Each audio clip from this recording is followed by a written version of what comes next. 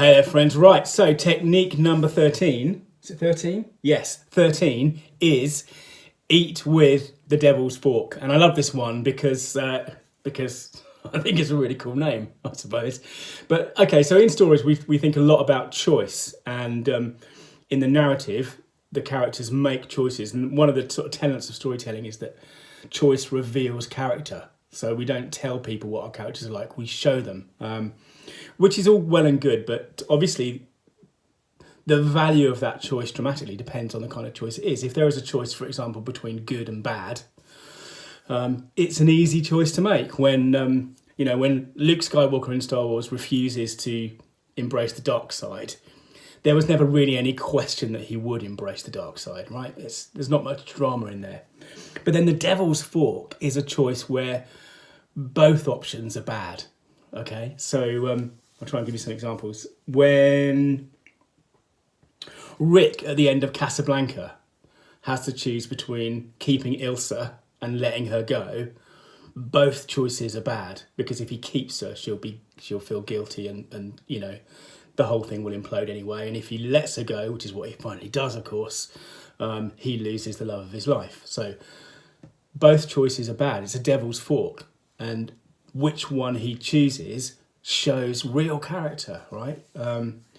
What else? At the end of Harry Potter, the seventh Harry Potter book or film, depending on your medium of choice, Harry has a choice between staying in the castle and letting other people die around him. That's a bad choice. Or going into the forest to be killed by Voldemort. Bad choice.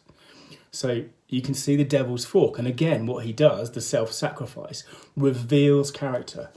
So I'll give you a business example.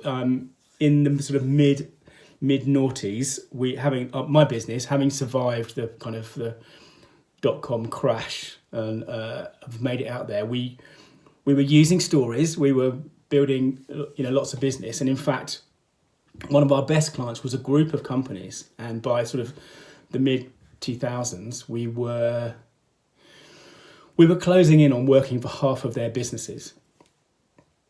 And, it was a very, very important source of revenue. It was over half of our annual income was coming from this one group of companies. And then they decided, I got an email from a guy who I'd never met, but was high up in that business, saying we're moving everything. We're not doing websites like this anymore. We're going to move everything to a content management platform. And this is when content management stuff was still really pretty basic. And, obviously that represented an existential threat to our business. We were without, you can't lose half your revenue and keep going. It doesn't work that way.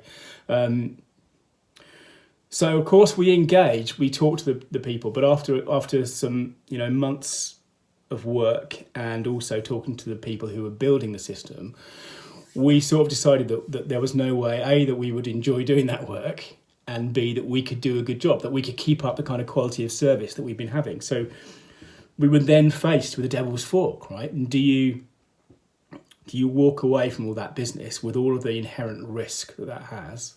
Or do you sort of suck it up and do a less good job and have less fun, but keep the revenue? And I'll be honest, it took a long time to decide. And I wavered right up to the end, really. And then in the end, we decided to walk away. And, that was a devil's fork. And that showed the character of us, of the business. And just to finish that story, the project was a bit of a disaster, really. And less than 12 months later, we had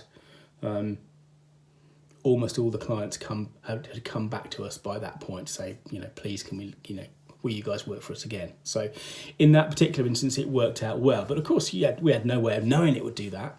But, when I tell that story, I can really emphasize the devil's fork, and it creates drama in a way that, will Luke turn evil? Creates no drama, right?